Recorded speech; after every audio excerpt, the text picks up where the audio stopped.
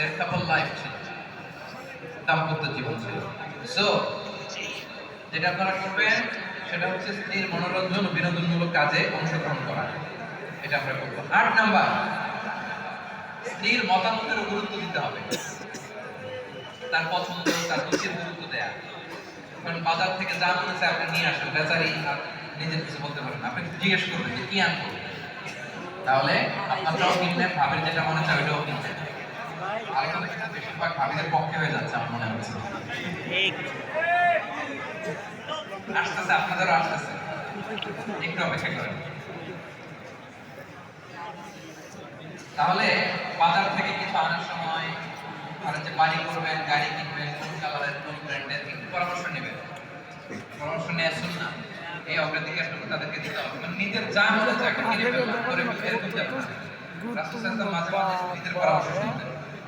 হুদায়বিয়ার ঘটনা, লম্বা ঘটনা সংক্ষেপ করে বলবো।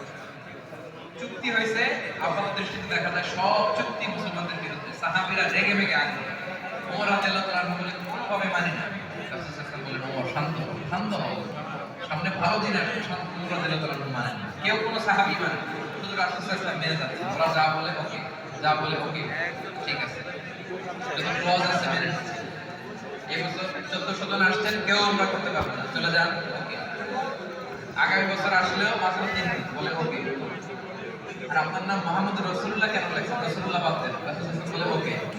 একটার উপর একটা সাহাবারা কেউ রাজি হয় না, রাসূল রাজি হয়ে গেলেন। রাসূল সাল্লাল্লাহু আলাইহি ওয়াসাল্লাম দূরদৃষ্টি সম্পন্ন ব্যক্তি ছিলেন। তিনি জানেন এই শান্তি চুক্তি হলে সম্পর্ক নাই, আমার এই সকলের প্র্যাকটিক্যাল আমি বুঝাই গেছি, বিশ্বে লা ইলাহা মানে পৌঁছায় দিতে পারবে। তাই কেন হলো বুঝাই, এটাই আল্লাহ বলেন ইন্না ফাতাহনা লাকা ফাতহাম মুবিনা, ক্লিয়ার ভিক্টরি। এই হুদায়বিয়ার এটার কারণেই মূলত মক্কা বিজয় হয়েছে। সুবহানাল্লাহ। সাহাবারা বুঝেন, রাসূল সাল্লাল্লাহু আলাইহি ওয়াসাল্লাম। সাহাবারা কেউ মানে না, রেগে মেগে বসে আছে। রাসূল সাল্লাল্লাহু আলাইহি ওয়াসাল্লাম বললেন চুক্তি অনুযায়ী আমরা এই বছর ওমরা করতে পারবো না, যদিও ইসা রেদা এখানে আমার কাপড় পরে আসছি, আসো কাপড় ফেলাফেলি ভাই ওটা ইয়ে করে ফেলি, মাথার চুল ফেলে দেই, হালাল হয়ে যায়, আর পশু যা আছে আল্লাহর নামে জবাই দিই। আবার দাঁড়ালেন, আবার বললেন সবাই মাথার চুল কাটো, এখনই কোরবানি করো। 14 সাহাবী কেউ কথা শুনে। তৃতীয়বার আরো সজোরে বললেন চুল হলক করো, কোরবানি করো। লাইভ দে, লাইভ দে।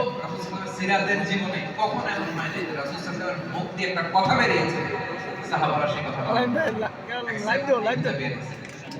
তিনবার বলার একজন সাহাবী কথা শুনে, কারণ ওনারা রেগে মেগে বুক ফেটে চলছে, ওনারা মানতেই পারতেছেন না যে আমরা আল্লাহর জিয়ারত না করে আমরা মদিনায় যাব, এটা হতেই পারে। হয়তো রাসূল সাল্লাল্লাহু আলাইহি ওয়াসাল্লাম মত ঘুরাবেন, মত পাল্টাবেন, অপেক্ষা করুন। এই কথা শুনে রাসূল সাল্লাল্লাহু আলাইহি ওয়াসাল্লাম একটা বিব্রতকর পরিস্থিতিতে কখনো পড়েন নাই। কি করবেন? তিনি ঘরে চলে গেলেন, খুব চিন্তিত। ওনাকে চিন্তিত দেখে আমাদের উম্মে সালামা রাদিয়াল্লাহু তাআলা জিজ্ঞেস করলেন, ইয়া রাসূলুল্লাহ কি হয়েছে? পুরো ঘটনা খুলে বললেন। ঘটনা তো খুব থমথমে অবস্থা, কি করব? আমি 3 বার আদেশ করার পর আমার সাহাবার কথা শুনে মাথার চুল ফেলে হালাল হয় না, 1 মিনিট নিয়ে আসা প্রাণীগুলো জবাই করেন।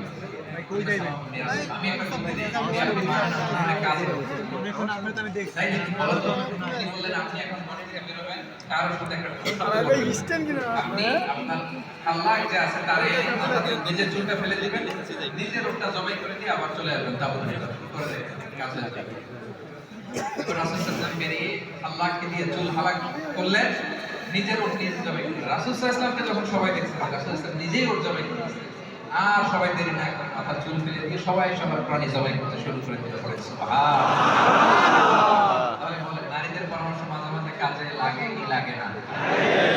পরামর্শ করবেন তো ইনশাআল্লাহ। 9 নাম্বার, স্ত্রীকে পর্যাপ্ত সময় দিবেন। স্ত্রীকে নিয়ে ঘুরতে যাবেন, স্ত্রীকে রেখে দীর্ঘদিন প্রবাসে থাকা যাবে না।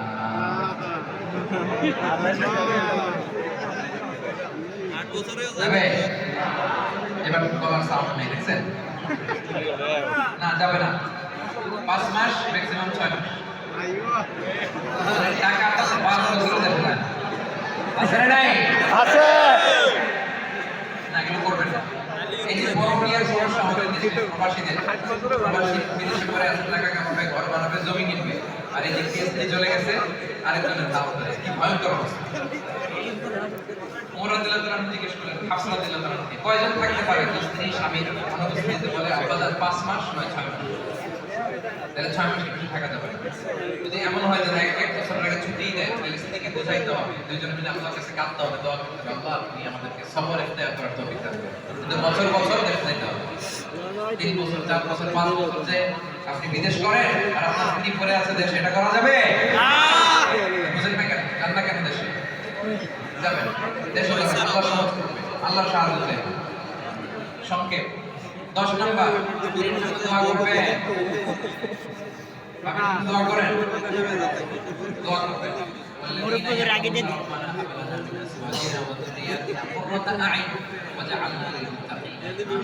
আল্লাহ আমাকে এমন স্ত্রী দাও, এমন সন্তান দাও যাকে দেখলে আমার চোখ জুড়িয়ে যায়। এবং স্ত্রীর জন্য স্বামীর দোয়া কিন্তু খুব গুরুত্বপূর্ণ। স্বামীরা আপনার স্বামীদের কাছে দোয়া চাইবেন, এবং আপনারা যারা স্বামী আপনাদের স্ত্রীদের জন্য আপনারা দোয়া করবেন। বিল্লাহি আলাইহি করবেন তো দোয়া? স্বামীদের 10টা দায়িত্ব বলে ফেলছি। আচ্ছা, স্ত্রীদের এরকম 10টা দায়িত্ব আমি 10 মিনিটে শেষ করে দেব ইনশাআল্লাহ। এবার ভাই আমরা তো ভাই জায়গা মতো দাঁড়ায় থাকেন না, আস্তে দিয়ে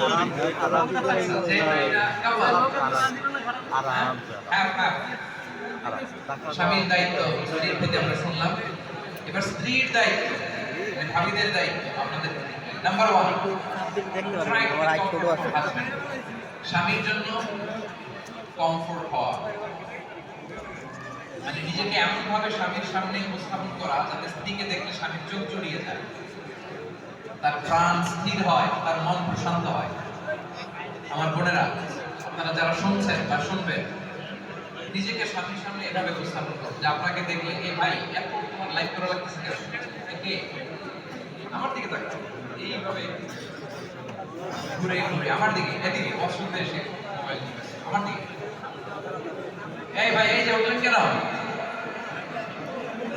করতেছেন কেন? আপনারা আসার সময় ধাক্কাধাক্কি করে আবার মাঝখান দিয়ে যাওয়া আসা, এটা তো খুব বিশৃঙ্খলা হয়ে গেল। কেউ উঠবেন না, বসেন বসুন, জি বসেন বসেন, উঠবেন না। বললাম না 10 মিনিটে আমরা শেষ করব, মানে শুরুতে বিশৃঙ্খলা, মাঝখানে বিশৃঙ্খলা, শেষে বিশৃঙ্খলা, এটা ঠিক না। বসুন বসুন, জি স্ত্রীদের উচিত এমন ভাবে স্বামীর সামনে নিজেকে উপস্থাপন করা যাতে স্ত্রীকে দেখলে স্বামীর মনটা জুড়িয়ে যায়, প্রাণটা জুড়িয়ে যায়। কারণ আল্লাহ বলেন লিতাসকুনু ইলাইহা, স্ত্রীদের তৈরি করা হয়েছে যাতে স্ত্রীর সান্নিধ্যে স্বামী স্থির হতে পারে, অস্থির থেকে স্থির হবে, প্রশান্ত হবে, তার চোখ জুড়িয়ে যাবে। ঠিক কিনা বলেন? খাদিজা রাদিয়াল্লাহু তাআলা আনহা, ওনার কি পুরস্কার জানেন জান্নাতে? সেই বুখারী হাদিস, বাশিরু খাদিজাতা বিবাইতিন ফিল জান্নাতি মিন কসব ওয়ালা সাখাতা ফীহি ওয়ালা নাসাব। আল্লাহ বলেন খাদিজাকে জান্নাতে একটা ডায়মন্ড দিয়ে খাদিজা রাদিয়াল্লাহু তাআলার জন্য এমন একটা প্রাসাদ বানিয়েছি যে প্রাসাদে কোনো নয়েজ নাই, বিশৃঙ্খলা নাই, কোনো সাউন্ড নাই। সুবহানাল্লাহ। কেন এত কিছু থাকতে ওনারে এমন রাজপ্রাসাদ কেন দেবে যেখানে কোনো আওয়াজ নাই? কারণ রাসূলুল্লাহ সাল্লাল্লাহু আলাইহি ওয়াসাল্লাম মক্কায় অনেক বিশৃঙ্খলা সহ্য করতেন সারাদিন।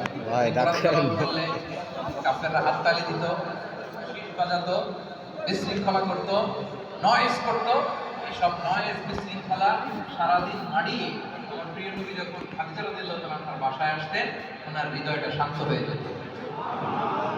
সারাদিন বিশৃঙ্খলা, ঝঞ্ঝা ঝামেলা, নয়েজ ফেস করে যখন ঘরে আসতেন, খাদিজা রাদিয়াল্লাহু তাআলা আনহা চাইতেন যে আমার স্বামীর জন্য ঘরটাকে আমি খুব কোয়াইট, শান্ত, নয়েজ মুক্ত, বিশৃঙ্খলা মুক্ত একটা পরিবেশ উপহার দেব।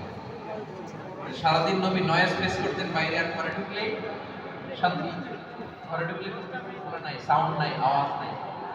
তার ভিতরে একটা কথা আছে, আল জাযাউ মিন জিনসিল আমাল, আপনি যেই কাজ ভালো কাজ করছেন এটার প্রতিদানও ওইটার মতোই হবে, ওই ধরনেরই হবে। এজন্য আম্মাজান খাদিজা দুনিয়াতে নবী সাল্লাল্লাহু আলাইহি ওয়াসাল্লামকে যেই জিনিস উপহার দিয়েছেন তার জন্য ওই রকম উপহার আল্লাহর জান্নাতে প্রস্তুত রেখেছে কে? আল্লাহ।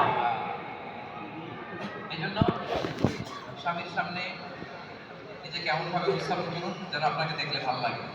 এখন সারাদিন বেচারা আপনার বাচ্চাদের জন্য ইনকাম করে, বাইরে অনেক ঝঞ্ঝা, বিশৃঙ্খলা, স্ট্রাগল পার করে আসার পরে ঘরে ঢোকার সাথে যদি আপনি বক বক বক বক বক বক শুরু করে দেন, তাহলে বেচারা বাঁচবে না। বাঁচবে? এই জন্য আমাদের বোনেরা প্লিজ, আপনি স্বামীর সাথে ভালো আচরণ করুন, ভালো আচরণ করুন। আপনার স্বামী সেই আপনার জান্নাত। কি রত্ন আল্লাহ তাআলা আপনাকে দিয়েছে আপনি জানেন না। আল্লাহ নবী বলেন, আল্লাহ ছাড়া কাউকে যদি সেজদা দেয়া বৈধ হতো, পৃথিবীর প্রত্যেক স্ত্রীকে আমি বলতাম নিজের স্বামীর পায়ের সামনে সেজদায় লুটিয়ে পড়ো। এজন্য এমন ভাবে আপনি আপনার স্বামীর সামনে দাঁড়াবেন, নিজেকে উপস্থাপন করবেন যে আপনাকে দেখলে ওনার রাগ আসে না, বরং হৃদয়টা শান্ত হয়, চোখ জড়িয়ে যায়। কথা ক্লিয়ার? এটা আমাদের বন্ধুদের বুঝতে হবে। তো বিভিন্ন জরিপে দেখা গিয়েছে অনেক মানুষ ঘরে যাইতে চায় না, বাইরে বেশি সময় কাটাতে চায়, কারণ ঘরে গেলেই বক বক বক বক শুরু হয়ে যায়। আছে না নাই? আছে। এই ধরনের আচরণ যেন আমরা না করি আমাদের বোনেরা, তাদেরকে আমি বলবো আপনি স্বামীর জন্য ত্রাস হবেন না। অনেক স্ত্রী স্বামীর কাছে কি ত্রাস, মানে স্বামীর সাথে এমন আচরণ, বরং স্বামী বেচারা স্ত্রীকে দেখলে ভয় পায়। আসলে নেই, জরিপে দেখা গিয়েছে স্ত্রীর ভয়ে অনেক স্বামী হার্ট অ্যাটাক করে মারা যায়। আছে না নাই? আছে। এই জন্য স্বামী আপনাকে ভয় পাক, আপনি ত্রাস তৈরি করেন, এমন পরিবেশ কখন আপনি করবেন না। আপনার দিন দুনিয়া সব আপনি বরবাদ করবেন। কথা ক্লিয়ার? আশা করি আমাদের মনের অবস্থা পেরেছে। কারণ স্বামী স্ত্রীর সম্পর্ক হবে ভালোবাসা। এখন স্বামী যদি স্ত্রীর ভয় পায়, তাহলে ভালোবাসা আসবে না। আপনারা কি আপনাদের স্ত্রীদের ভয় পান নাকি? ভয় পান? স্ত্রীকে ভয় পাওয়া নিয়ে একটা গল্প বলি। এক অফিসের বড় বস তার স্ত্রীকে বড্ড ভয় পায়, প্রচন্ড ভয় পায়। তো সে মনে মনে ভাবলো, আমার কোম্পানিতে যারা স্টাফ আছে দেখি এরা কেউ ভয়টা পায় কিনা, নাকি আমি একাই পাই। তো পুরুষ স্টাফ যারা আছে সবাইকে দাঁড় করে বলে, এই দুইটা লাইন করেন, যারা যারা আপনারা আপনাদের বউদের ভয় পান তারা এই ডান দিকের লাইনে যান, আর যারা বউকে ভয় পান না বাম দিকের লাইনে যান। এটা বলার সাথে সাথে সবাই ডান দিকের লাইনে সিরিয়াল ধরে দাঁড়ায় গেছে, একজন ছাড়া, একজন এই বাম দিকে দাঁড়ায় গেছে। সে তো দেখে অবাক, মাশাআল্লাহ, একজন পালোয়ান আছে আমার স্টাফদের মধ্যে, সবাই ভয় পাইলে উনি পায় না। তো খুব খুশি হয়ে উনি জিজ্ঞেস করছে, ভাইজান মাশাআল্লাহ, আপনি তাহলে অনেক সাহসী, আপনি আপনার স্ত্রীকে ভয় পান না। বলে যে স্যার, আমি যখন প্রতিদিন অফিসে আসার জন্য বের হই, আমার স্ত্রী আমাকে বলে, এই খবরদার, সবাই যেদিকে যায় তুমি কিন্তু ওদিকে যাবা না।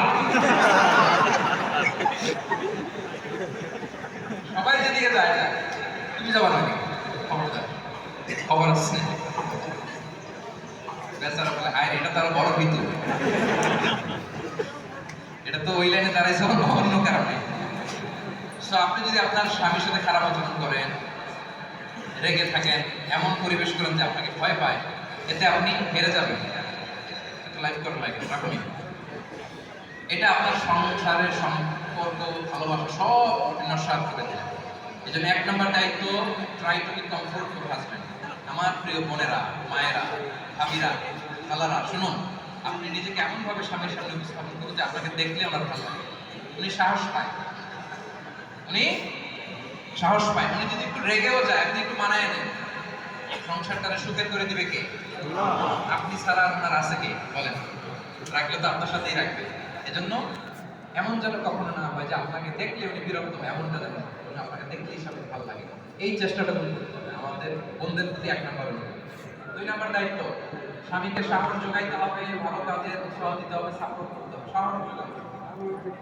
সাহস যোগাবেন। রাসূল সাল্লাল্লাহু আলাইহি ওয়াসাল্লাম যখন কোরআনের আয়াত নাযিল হলো, উনি কাঁপতে আরম্ভ করলেন, গায়ে জ্বর এসে গেল। ফিরে আসলেন খাদিজার কাছে, ইকরা বিসমি রাব্বিকাল্লাযী খালাক, 5 আয়াত আসার পরে খাদিজা রাদিয়াল্লাহু তাআলা আমাকে বলে উঠলেন যে, খাদিজা, এমন একজন এসেছে, এসে বলে আমি নাকি নবী, এরকম আমার কাছে ওহী আসতে শুরু করেছে, মনে হয় আমি মরে যাব। খাদিজা রাদিয়াল্লাহু তাআলা বললেন, খাল্লা, কখনোই না, ওয়াল্লাহি লা ইউযিকুল্লাহু আবাদা, আল্লাহ কখনো আপনাকে অপদস্থ করবে না। ইন্নাকা লাতাসিলুর রাহিম, বজায় রাখেন। ওয়া তাসদুকুল হাদিস, আপনি সবসময় সত্য কথা এত বলেন। ভিডিও করলে হয় ভাই? একটু করেন বাস শেষ। কি লাভ এত ভিডিও করে? কারা যাবেন মোবাইল করে নিয়ে? ইউটিউবে হবেন তো কতক্ষণ হবে? আমল লাভ হবো না, ভিডিও করে লাভ আছে? আমল করেন, কথা করেন। আপনি মেহমানদারি করেন, ওয়া তুইনু আলা নাওয়াইবিল হক, সত্য যেখানে বিপন্ন সেখানে আপনি সত্যের বীর সেনানী হয়ে দাঁড়িয়ে যান। সুবহানাল্লাহ। আল্লাহ আপনাকে কখনোই অপদস্থ অপমানিত করবে না।